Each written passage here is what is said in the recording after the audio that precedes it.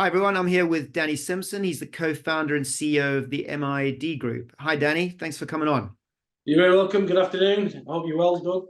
Yeah. I like the standing stance. So I've got Try to mix up the day, buddy. When you've had a morning sat down, it's good to stand up. And I'd normally be walking around trying to get some steps in, but at least I'm stood. No, I've got one of those standing desks where you like crank it up and you can kind of move from a seating to a standing position. So I haven't used it for a little while, but yeah, I had good intentions. I do like standing as well. So, I appreciate that. So, okay. So Danny, to start with, can you just give us a kind of a brief background on what you do now, what the MID Group is, and a little bit about your background?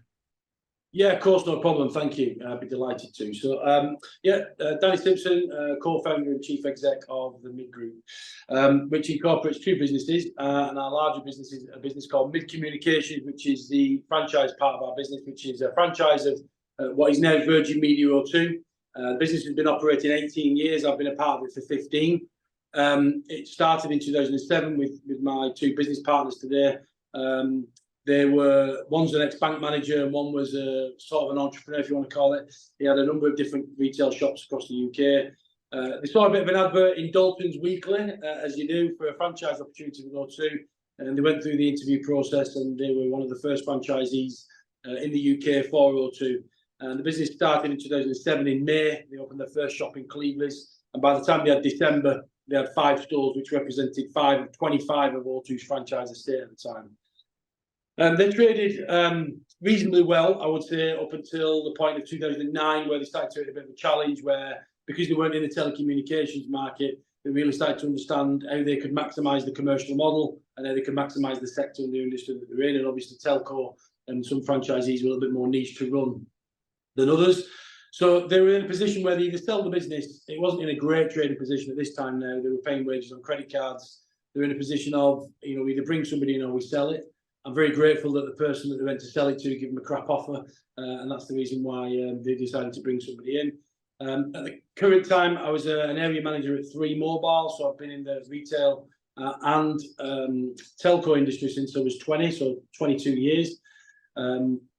So from my perspective, it was great to have the opportunity to join a business where I felt that I had the opportunity to showcase some of my skills and ideas differently and leave telco from a corporate level. And at the time, I was going through a recruitment process with Vodafone, so it was a nice opportunity. But yeah, I joined the business in 2009. We started to change what the business did, looking at how it operated. And at the time, the business was called Mid Properties Retail, which just didn't really fit the dynamic of the business. So Danny, just to cut in on that. Were you a franchisee of O2 effectively? You signed a franchise agreement. Was that? Yeah. That's correct, yeah. So at the time, Mid Properties Retail Limited was a franchise then that took 5 stores with O2. So they had 5 O2 stores as a franchise partner of O2. And O2 were in that position to help them try and recruit somebody in. Or, their advice was, look, it's not in a great position and it's not how this sector generally runs. So yeah, I was lucky enough to be posted in the opportunity in 2009. We've scaled the business since then through organic growth and merger and acquisitions. When I started, there were 42 franchisees in 2009, and of last year there was 13 franchisees. So over the years, it's been a channel of consolidation. O2's at its peak, 47% of O2's estate was franchised, so that they had a total of 208 stores, which of mass was franchised. And they've been on that journey of opening new stores. And the franchise program was born for O2 into tertiary locations, secondary locations where they thought, we don't think we can make a store work in that environment, but happy if a franchisee wants to come along. That's where the model was born. And it was a great success. Franchises generally over the years outperformed their own company-owned stores on customer experience scores, net promoter scores, performance, and of course compliance. So from their perspective, it's been a very good channel. They've sold their own stores, rather than I think in 2011 They looked at the bottom, I think it was like the bottom 60, 70 stores that they had in their program, and they made the decision rather than close them, you know, we'd sell them into franchise and let franchise do what they've been doing best with them. So it was a great opportunity for franchise to grow, which we were a part of, and we were part of that process, which we were grateful for. And then after that, you know, being a mindful as a franchisee, you know, the franchisor does different things, and at that point, it wanted to start exploring its opportunities to start, you know, merging. I think BT were knocking on the door. That didn't go through because they bought French Telecom, and EE was born. Then they tried to merge with Three. So the business stopped. The franchisor really started to stop doing what it was doing best, and it started to look at how we could either merge or take in with investment. And I think for me that played a slight challenge, but it played a positive in franchisees in the sense that we had an appetite to grow. You want to grow your business. So we started having conversations about buying each other, and that's where the cannibalization and the consolidation started to happen. And you know, we've done a couple of acquisitions. We did our biggest in 2016, which was a £4.6 million acquisition to almost double the size of our business. And then we did a couple of acquisitions after that of smaller franchisees. And as a northern lad here in Manchester, I wanted to focus myself around my own personal values and goals around making sure we built our business around Manchester, because I wanted to make sure and provide that, I guess, that inspiration to the next generation that, you know, you don't have to go always to London to have a career and be successful. You know, you can start a business with anything, and there's lots of different ways of doing that, either through your own idea or in this instance through a franchise program, working with a larger brand to help kickstart your commercial branding, if you like. So yeah, it's been a great journey. And Danny, how long was that journey as a franchisee with O2? Was that about 10 years? So no, I've been we're still on the journey with them now. So we've still got some stores with them now. So currently the business has been trading 18 years. I've been part of that journey personally for 15 years. I started in 2009 and still here now. But the franchise programs helped us give birth to a couple of other businesses that we've still got in the group, which are growing and scaling and doing other things. So I guess it's never kind of putting all your eggs in one basket, and always looking at how you can continue to diversify yourself, especially if you want to be businessman or entrepreneur, however you want to call yourself, really, whatever you want to title as. But a true entrepreneur has multiple different business interests. So for me, it's about how can we capitalize on what you've got to build other things outwards. All right. Okay. So talk to me about some of the, because O2 is a big brand, right? Everyone knows O2, and so when people see these big brands, big companies out there, the assumption is, oh yeah, they do things right. You know, if they're a franchise, that's great. You're always going to make money. You're going to be well supported. All the rest of it. What are some of the advantages of being part of such a well-known brand? Because the majority of franchising involves not very well-known brands. You know, they're not high street brands. They're not brands that are on the telly and stuff like that. And obviously O2 is a massive brand. So what were some of the advantages of that? And what were some of the disadvantages of actually being a franchisee of such a big, well-known brand? Yeah, it's a great question, Doug. So I think some of the advantages, obviously, you've got the brand, the recognition. You know, everybody, you know, instantly as you put stores on the high street, people will walk in, they know who you are, they've seen you on the television, you provide a service. So it's a great kickstart to having a name over the door. And I think, you know, the systems, the policies, the procedures, some of the risk, being honest with you, you know, depending on how you're paid and remunerated, you know, or some of the risk is carried with O2, so, or the franchisor. So for those factors, it's really great. And I think, you know, quite supportive. They've got big teams, lots of depth to them, lots of experience and knowledge in there in businesses like that, where you can kind of call upon it and draft upon it. However, sometimes moving into some of the challenges is, you know, O2 big businesses, they're faceless, right? So, and not everybody at the beginning of our journey understood franchising. It was still kind of a bit of a dirty spectrum of, oh, well, you're not quite O2. It's a case of, well, we are. I've got the brand over the door. So it's about how people perceive that. So we've worked really hard to do different things, which we'll come on to later. But another disadvantage is sometimes they will want to have too much conversation or too much input into how you run your people.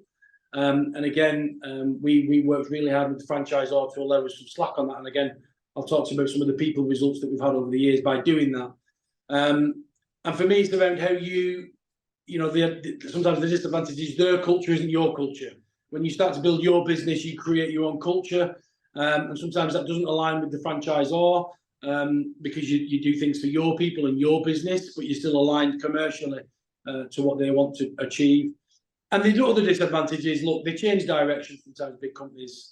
They only have short-term, from my opinion, a short-term view. They only really make business plans for the next 12 months, 2 years, if you're lucky. I can't remember the last time I've ever seen a 3-year strategy from Telefonica that has been shared with us. I'm sure they've had them, but they've never been shared with them. So there are disadvantages there that you've kind of got to think about. How do we do this within the model, and how do you what can you do and what can't you do? And obviously with the franchise model, the other thing is sometimes it depends on what are the restrictions within your franchise agreement that stop you wanting to be that entrepreneurial spirit, which is, in my opinion, why a franchisor would want to have a franchise channel. It's about creating that innovation, ideas upwards into the business, challenging the business upwards. You're going to be the front face of the business on the cold face of it with your teams. But sometimes big brands do think that, unfortunately, they know better than what you do. So them are some of the disadvantages, but it's all about working through those challenges in relationships. No, thanks for that, Danny. And to take me back to what I want to understand is, so you chose a franchise that matched your skill set, experience, and background, which was O2. It's like an industry you knew well because you were in it already. And did you ever look at different franchise opportunities that were not in your channel, like totally different ones? Great question. Yeah, we did. We've looked at many over the years. Obviously, we've looked at McDonald's as an example, but you can only have McDonald's, not any other business interests. We've had a conversation with major coffee brands that you probably may know of, that franchise businesses. And we've had conversations with not so well-known coffee brands, like a Squire's Coffee as an example there. They were coming into the UK and we were talking to them about master franchising. And then, we've kind of had conversations with gyms, from Anytime Fitness to Stat Fitness. For whatever reason, one for another, those things just never materialised. I think at one point we went through a process of saying to ourselves, the franchise program is really, really brilliant, and they are really great models. However, I think with every business, you've got to understand what your risks are and what your challenges are. And the big one for any franchisee should be that, just remember you've got a franchise agreement that's got an end date on it. If it's McDonald's, it's 20 years, ours is 10, but it's only a 5 and a 5. So the franchisee can make the decision, and I think that's one of the biggest downsides to it, they have more control over your business than you will ever have. And remember that you're a part of their brand, they're not a part of your brand. And I think it's really being complementary to each other, but continuing to build that relationship with the two of each other, because I think that's super important. So for us, we decided that looking at the models and the time commitments, we kind of wanted to try ourselves of going, well, what happens if destiny was in our own hands? Because again, one of the challenges with a franchise model like O2 is if your business hits a challenge, you would want to diversify and go off and go, it's okay, well, we'll go and do this over here. The challenges with O2 is, or a big franchise brand like that is, if they don't want to go that way, you ain't going that way. So you have to become very good at reinventing yourself with the tools that you've got, despite one of the avenues or the sales channels drying up. And not everything the franchisor puts out works, I could tell you a million products that we've tried to push for O2 over the years that just aren't available in the portfolio today because they've not gone well. And some you've got to think about, what's the commercial advantage? And I think some franchisees that I've had the privilege of working with, and I was lucky enough to chair the franchise community. I represented the franchisees as a community, as a voice into the world of O2. And I think some of the challenge that you will have is around how you think about sometimes, if the franchisor wants to do something as a business owner and as a franchisee, we always think, well, what's in it for me? How much am I going to get paid? And I think if you really want a franchise relationship, you've got to sometimes do things that you might not make money on, or you might break even, and sometimes you might lose things on. But it's about helping the franchisor really drive their ambition and product, because if it does work, it's a benefit to you later on in the line. But I think sometimes, don't always think especially when you've got a successful model. I think that was certainly some of the challenge with some of the bigger franchisees. As we got bigger, some franchisees lost sight of the relationship and started to think, well, unless it's more money for me, we're not going to do that. And I think you start to really fracture your relationship there. Remember, it's complementary. You're working for the brand to deliver the brand, not the other way around. And that gives you great strengths and helps your business instantly inject some acceleration. But at the same time, be aware of what your risks and your challenges are. But look at what your opportunities are within those risks. So I think with every challenge you've got, there's an opportunity to maximise that challenge as well. Danny, you talked about something, on entrepreneurship, right? Entrepreneurial spirit, if you like. Yeah. And in my experience, the majority of franchise opportunities out there are not geared towards the entrepreneur. They're geared towards someone who is probably more used to being employed. They want their own business, but they're never going to create their own brand and design their own model. And therefore, franchising is a brilliant hybrid where they can come in with compliancy and they can follow a model and a system and a process, and they can build a successful business on that basis. For entrepreneurs like yourself, you have to be very careful about what franchise brand you choose to invest with or in, because it can cause a massive problem. If you're too entrepreneurial and the brand isn't looking for that kind of franchisee, then you're going to be at odds for maybe the whole relationship, and that's not a great place to be.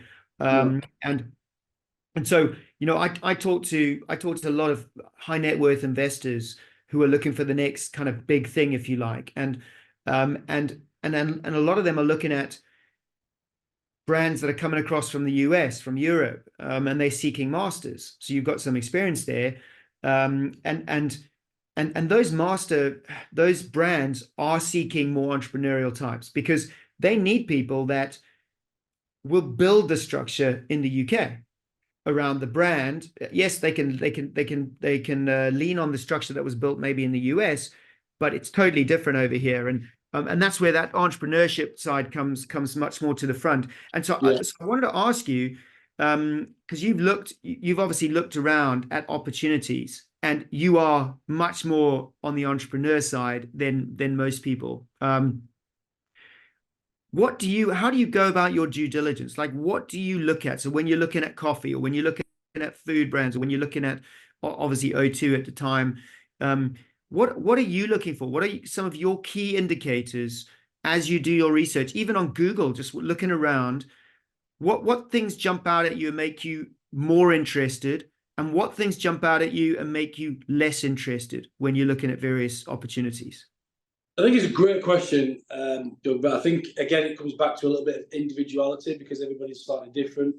I think if you wanted to be an owner-manager business where you wanted to be hands-on and running the business, making sure you've got a good model with good commercial revenue streams in there with a good amount of time that allows you to do that. And just always do remember that your franchise models are probably going to be geared towards more the franchisor than they are for you. So please also don't start to look at contract or franchise agreements and think, well, that's not fair and that's not right. It's a case of, well, there's only a small amount of wiggle that you're going to get because it's their business and that's how they want to do it. And then there's the other businesses which I think I also look at. So when we're looking at coffee as an example, Squires was really great, and we got very close to doing an acquisition with them around the master franchise program for the north of England, and as well as acquiring a couple of their shops. But I did look at what is the franchisor open to ideas of how they can work. So give you a couple of examples in O2. What we've done over the years is, if you want to run the business, you could just open a store, close a store, and run it, and you do a great job. But we've got a call centre downstairs now that O2 didn't start a call centre with, or have a voice franchise program. But that started in my kitchen with a little bit of work with the franchisor, thinking about how can we, put multi-channel into franchise and give the opportunity there. And that's it's the highest is employed 14 people. And it's still successful today, and we retain 93% of customers over the telephone because if the customer chooses that way. My other business, Mid Digital, was born, and which is now its own. And actually, we worked with O2 to create what's called a business franchise model. So we worked with them and a couple of other franchisees to create another model because they were open to that idea. And how do we, we're in the communities serving the consumers, but there's businesses here as well. And sometimes we're getting business customers coming into stores, and it doesn't really fit the model. So rather than turn business away, we capitalise on that. So our second business, Mid Digital, that's in its second year now, and it's probably, it's heading for a 750, 800k turnover by the end of March this year. Probably next year we'll double that again, and we'll go to about 1.52 million pound, and again acquisition same model. But we are the only. I'm really proud because it's always about the people that do it. So it's easy for me to come in here and talk about what I've done or what I perceived is what I've done, but you never do it on your own. You need great people to execute. But that's now standalone. We're the only franchise that's evolved from a business franchise model to a full partner model of O2, and then we are now partnered with EE and 3 and Curry's business and the rest of them. So, but that's because we went out there. I was prepared to go out and fail. We took some guys from our stores and said, let's go networking and let's see what we do. And you learn from your failures and you look back and you build something. So really looking at some of the other things that we've given birth to is because at certain times your franchisor is innovative and is looking for innovation and is looking for new ideas. And it's about just keeping that dialogue with your franchisor, not just thinking about I'm here to operate a business and make a living. And sometimes, they're good livings. If I was running a sandwich shop as an example, you might make 100 grand a year at your franchise business running a sandwich shop, and you're definitely not going to earn 100 grand a year opening your own sandwich shop or being a manager of a sandwich shop. So I think there are those instances of where that's what I would personally look for. How workable is the franchisor? Is it just a model that they say, here it is, that's how much you're going to get earned, go and operate it and do a great job. And if you're lucky, if you do a good job, we might give you a few sites, maximum 3, 4, 5 sites. That for me is almost like in the world of sales, somebody saying to me, here's a commission structure, but you're capped. And some people like that and some people don't. So it's about the personality of what you're looking for, what you're trying to do.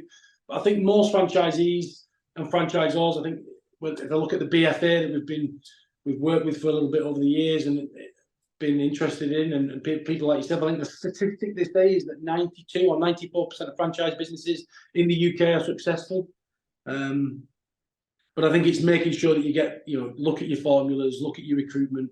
Best thing we did was create our own brand within a brand. You're advertising. Imagine advertising a staff member in a shop. It reads O2 and they turn up, and then you have to explain. Actually, we're not O2. We're Mid Communications. We're a franchise. So and they go, hang on a minute. I thought I was applying for a job. So you've got to think about how you build your brand within that, because they're never going to get paid from O2. They're going to get paid from you as a franchisee. So you've got to think about how you build that people brand and how you build the employer of choice. And look, we were lucky. We went on a journey. I think this is super important for me, for any business, but definitely for franchisee businesses, because it helps credibility, right? Your franchisor will listen more if you build your own personal credibility. And this was a game changer for us. In 2016, we started our Invested in People journey, and we was accredited with silver because we wanted to say to O2, we can do things differently and slightly better than what you can do because we have a closer relationship with our staff. They're not a payroll number, right? They know me. I'm in the stores as a franchisee. I'm running my business. I build personal relationships. I want to connect with my people with emotional connections based on trust. So we were very lucky in 2016 to get silver. In 2019, building the business out and building a leadership team, we got Investors in People Platinum. Now, our franchisor doesn't even do Investors in People. And just to put that into context for you, Doug, Platinum is the highest level you can get. Only 2% of businesses in the UK have been accredited with that, only 1% in the North. And in fact, we were the 27th business to be accredited with that. And then other franchisees started to go through that process. Some got silver, some got gold. I think there was only one other that acquired platinum, and that was last year, which is great for them to do that. And we've since retained our platinum title in 2022 when we went through the accreditation again. So we've retained it twice. And that tells me what a great job we're doing with our people and what a community and a sense of purpose that we're building. And it makes your franchisor think about, actually, these guys have got something that maybe that we can learn from. And I think it's about, again, adding value to that relationship, but not in a greedy or commercially driven mindset way of going, well, I'll do that, but what's in it for me? Because sometimes in business, we're constantly looking at the bottom line. We're constantly looking about profit. And absolutely, I'm not saying that's not important. But as a leader of any business, franchise or not, I think what's super important is you look at the balance between the health of the business and the health of the people. And our jobs as leaders is to make sure that balance is pretty much staying kilter with each other. If one goes in the direction of the other, you're in a bit of a challenging situation. No, absolutely. I think what's really interesting listening to you is looking at that franchisor-franchisee relationship and the dynamic. And every brand is different, and every culture is different, and everyone's different. We all know that. But it is true that no franchisor, however big they are, it doesn't matter if they owe to, it doesn't matter if how well known as a brand they are, they can always and should always be looking to improve the franchise model that they have. And the only way you can do that is to listen to those franchisees that are operating that model in their own businesses, and look at what innovations are being done, like you did, and encourage innovations to be done, and then learn from that, and not feel that they can't. Because I think a lot of franchisors, Danny, they position themselves in a place where the franchisees think they've got all the answers, and that's not a good starting point, because then it's hard for a franchisor to go and be collaborative with their franchise network, and then you create this disconnect, and that disconnect's really not helpful. And so, that for me is a real key kind of point to make to existing franchisors that might be listening is, listen to your franchise network, encourage your franchise network, get ideas from your franchise network, and you might be surprised at actually how much they can help you put better processes in place, come up with new ideas. And you know what, there'll be a lot, maybe 90% of them the franchisor is not going to do anything with, but there might be 5 or 10% there which could be transformative, and that's really what you're talking about, isn't it, Danny? Yeah, absolutely. I think you're spot on, and I think the franchisors need to always remember, why did they start franchising in the first place? It's a cost-effective growth model that allows them to be innovative and agile, and have a faith in the local communities. I see as some of the strengths as to why you would have a franchise model.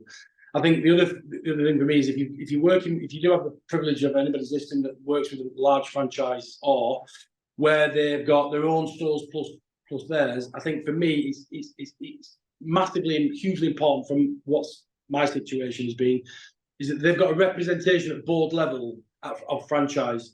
And like I say, 18 months ago, to have made the decision that they want to wind the franchise program back in over the next 5 years, and that's fine. That's their decision to do that. I can tell you why some of that decision has been made is because O2 have never had, since probably 2012, a great representation at board level of what franchise is and what it does. So I think people come in at board level, change it with great power and responsibility, don't really understand something, don't want to understand something, and sometimes make what I perceive would be a bad decision. They clearly think it's a good one, and that's just a difference of opinion, and that's fine. They're quite within the right to do that. It's a commercial model. It's got a franchise agreement. But as I said, some people would work with a big brand and think, this is great, we're here forever. And it doesn't, and we're not the first business to do that. I know American Golf have done that, and other franchisors have done that globally, have taken their franchise estate back in, because for whatever reason, they want to change direction, or the franchise model just stops working. And I think that, for me, was the biggest challenge that we wanted to take with O2, was they'd not brought any new franchisees in for a number of years now, from 2011, 2012, when the model started to break a little bit. And that was around where we wanted to say to them, is how do we reinvent the model that allows you to keep bringing fresh franchisees into the business, to keep this fresh and innovative, right? New ideas, outside thinking. The reason why you have churn in your business, because it's healthy and it's good to have it. And the model, I don't think anybody new has joined this business, a franchise model, in Telefonica, Virgin Media O2, which is now today. Since 2011. As that tells you that, you know, there's a challenge there. So I think as a franchisee, you know, have a look at, you know, is the franchisor still wanting to expand and grow, or is it wanting to do something different? Because when it does something, it will affect you. And I think so keeping that relationship and that closeness of understanding what are they trying to achieve is interesting. And I knew the minute they started talking to EE, you know, I gave birth to a program in franchise, or we gave birth to, should I say, but I had the pleasure of naming it, which is called Making Franchise Impossible to Ignore, because we knew if BT were going to come in, we wanted to make sure they recognised what franchisees was doing. We're a face on the ground, we're connecting in the communities. O2 had even tried to replicate some of our models, and they couldn't do it because they don't have that face and that commitment. So remember the strengths that you play as a franchisee and the strengths that you play as a franchisor. They will cross over at certain points, but do always remember there are individual strengths that you both have, and it's about collaboration together and exploiting those strengths that I think where the real great franchise programs will do. And McDonald's are probably a great example of that. Yeah, no, absolutely. That's one that's always stuck with me. Their model is, and that's why they want you to just focus on them, right? Yeah. Danny, I wanted to ask you a question, right? Because you've had direct experience of it. Franchising in the past, you're right. It was in the papers for the wrong reason. It was a bit of a dirty word. This is back in the the 80s, 90s, that kind of time, yes. And that carried forward, I think, into maybe early 2000s for various reasons. There's some cases that hit kind of front page headlines in certain papers and so on. As an O2 franchisee in your local community, as part of a big national brand, what did you say to people who questioned the fact, oh, you're just a franchise, you're not actually the brand, you're not O2, how did you promote the benefits of being a franchisee? So a local lad, if you like, in the local community, but working with a big, well-known brand, because that's something that some brands do have problems with, and so I want to hear your kind of take on the positive side of that. It's a great question. That's the reason why we wanted to make sure that people understood, and we grew the brand. So I changed the name in 2010, actually, sorry, from Mid Properties Retail Limited to Mid Communications, because I wanted to found a new brand name that I believe that people wanted to work for our brand just as much as they wanted to work for O2. And think about what do they bring and what do they not bring. They're big, I'm small. They're slow, I'm fast. They're faceless, I've got a face. They don't sometimes bigger brands talk about being customer centric. I can practice things from customer centricity perspective that they can't do. They want to have a sales script around what they want to do. My model has always been really simple, right? Serve everybody like it's your mum, your dad, your brother, your sister, your best friend. You can't really go wrong. Create a framework for people to operate in and let them have a bit of freedom. So as long as I've always said to my managers and leaders, as long as you don't kill anyone, burn the store down or bankrupt me, everything else we can pretty much sort out and correct. So it's about going out there and trying different things. So I think it is a challenge, but I think when you do those things and you create a great environment for your people to come and work in, when you do get them people at the beginning, they're your ambassadors, right? So don't see them just as workers. See them as the biggest investment you're ever going to make in your business model. I've always believed that you're never going to have anything else as a business owner, franchisee or franchisor or entrepreneur, whatever business you're running, the best investment you're always going to have is your people. Because if you invest time into it and coach it, you're never going to get anything that will give you a bigger return. You can't buy anything that's going to give you a bigger return other than people if you get the right people. So they become your advocates in the local areas. And then they'll start talking about, to their friends. And we've always, we run a great recommend a friend scheme for staff to come and work here. And that's the KPI that I have always looked at. If our people won't recommend our business, then we've got work to do. Yeah. And for me, we currently now, we pay commission in our model, O2 don't. So it's thinking about what can I offer that O2 don't, where they're still going to get all of the benefits, they still get all the O2 staff discounts, great, but we add on to it. And that's even more important in today's where we are now, because people not just want a great salary, they want a good work-life balance, and actually they want a little bit around, well, what is my employer going to do for me beyond just paying me a wage? in my exchange for time. And I think realistically, if you can think about that within your model, whether it's a sandwich shop, whether it's a cleaning business, whether it's a valeting business, or whether it's something, a larger scale business, always think about, how do you scale your business and how you build it. And, I've had the privilege of working with other businesses and mentoring them a little bit on changing their model. And I know that we had a conversation before this, was a gentleman called Richard Few, who's got a business called Sales Geek, and they want to change the way that the world perceives sales. Been a great friend of Richard. I've helped him grow his business, build a culture.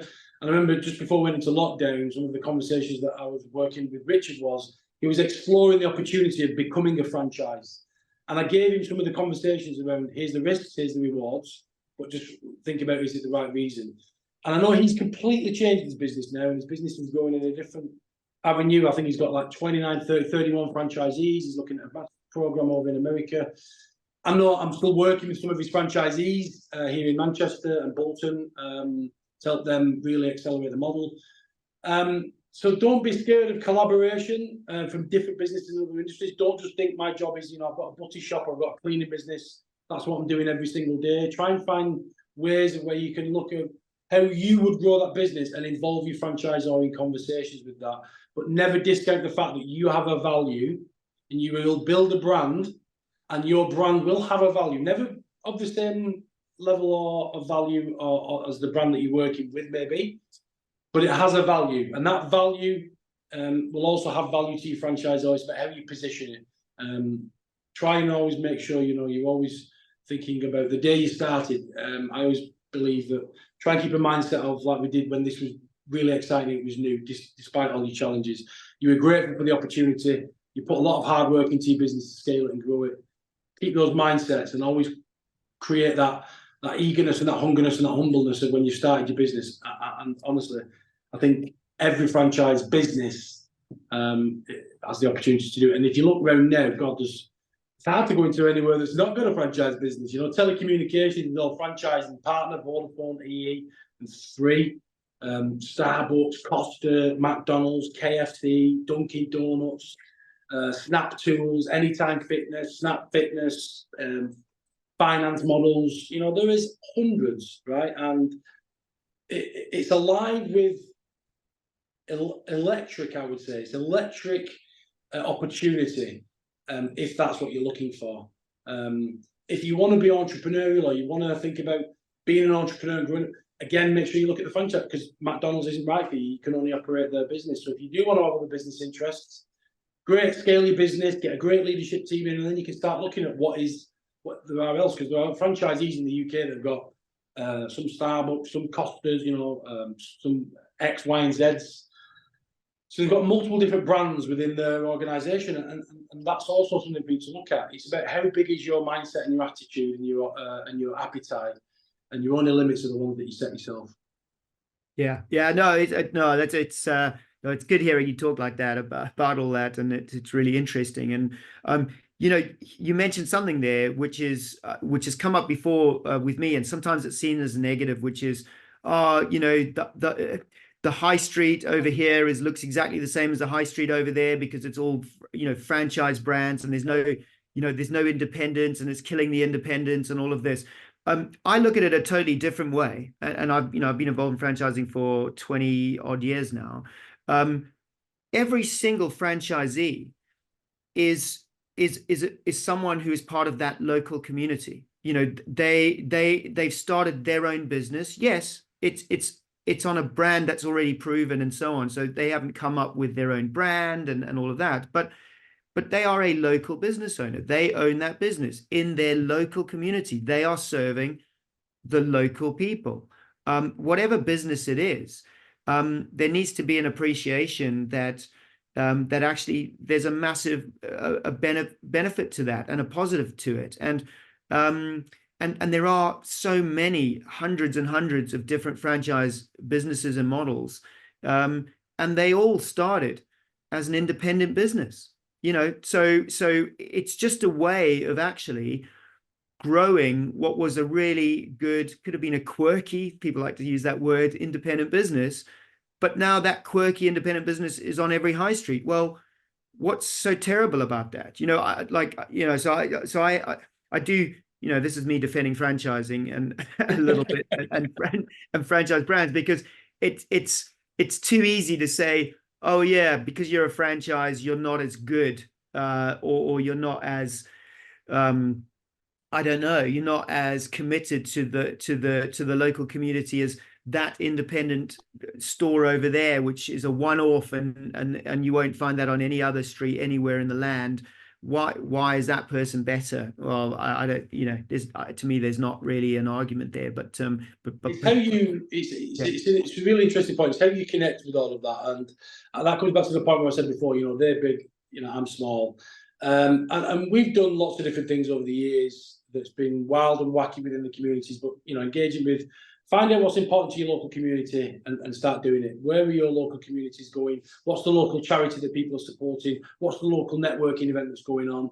If I was a local, coffee shop as an example, I'd be making sure it's summertime, I'm standing outside some of the bigger brands with maybe a taster or try our muffin, come in, or we'll give you a half price, whatever it might be. But you've kind of got to take that entrepreneurial spirit to drive it. Don't just, I think, again, some people presume that we're going to get involved with, somewhere we're going to be the best sandwich makers on the high street, right? No, not necessarily. You could be next to Di's Calf next door, and they're absolutely milking you. And actually, she's got a small little catering van that she's taking out on the road to business parks every day. So she's doing double your business, but you still believe, well, we're the best butty shop on the street because we're Subway, right? And it's about when you start to create that arrogance, or when you believe that you're at your most, you're doing really well, you're at your most successful. It's when you're at your most vulnerable, and it's when you're at your most weakest, because that is where complacency will set in. Innovation will stop and shrink. Sometimes, not always, because we think, yeah, we've made it. I've got this brand. I'm working with this huge brand. But sometimes it comes back to the old famous saying: it's not the size of the dog; it's the size of the fight in the dog. And I've always been a big believer of whether it's, I've stood outside my competitors' doors, I'm ashamed to say, in the early days, with O2 balloons outside other network stores. I won't say that in case they come after me, but with balloons and wanting to give just children in the shopping malls balloons, and here you go, and try and have a conversation with mum and dad whilst the kid's got a balloon and stuff, and it's got my brand on it. So there's lots of different disruptive ways that you can do it. So please don't think the high street or wherever you're going, and franchise models, even if they're small, is it a bit more of a fight at the beginning? Yeah, it is. But that's what you signed up for, right? Everything that's worth having shouldn't come easy. If everything was easy, we'd all have islands next to this guy behind me, wouldn't we? We'd all have an island next to Richard Branson, right? So it's not designed to be easy. It's designed to be there. But at the same time, remember, what can I add to the franchise program? What do I bring to this? Because the franchisee always saw something in you as a franchisee. There's not really franchise programs for anybody, right? So you clearly demonstrated something, and you've got a magic, and you've got a Disney dust, and you've got a unique skill that they don't have. That's why they've given it to you. So please don't lose that spark as a franchisee when you've got your franchise program and you're out there modeling it. And yes, it's a grind, and yes, it's a grab, but please don't lose your spark. Sit down and keep your relationship really keen with your franchisor. Share ideas, and don't be scared to try new ideas and try new things, because together, the good programs that I see are where the best relationship between franchisor and franchisee happen. There's no arrogance. It's a great relationship, and it's a mutually valued and respected relationship based on trust. I think them are the ones that are really special. If you can find that in the franchise program, you are literally blessed. And I would be working my backside off to maximize that model for my people, for the franchisor, and ultimately for yourself as well as a business owner. Yeah, no, Danny, well said. And I think the big thing is that anyone investing in any franchise, big, small, at whatever level, it's your business, and you got to take control of it. You can't sit back and say, oh, I've invested in this proven model. Well, it's only proven because the people that run each location, I mean, there could be hundreds of locations. It's only proven because those individuals are doing the right things to grow their business. Yes, it might be a franchise brand, but you still got to do all the things that you would do if it was your own truly independent business.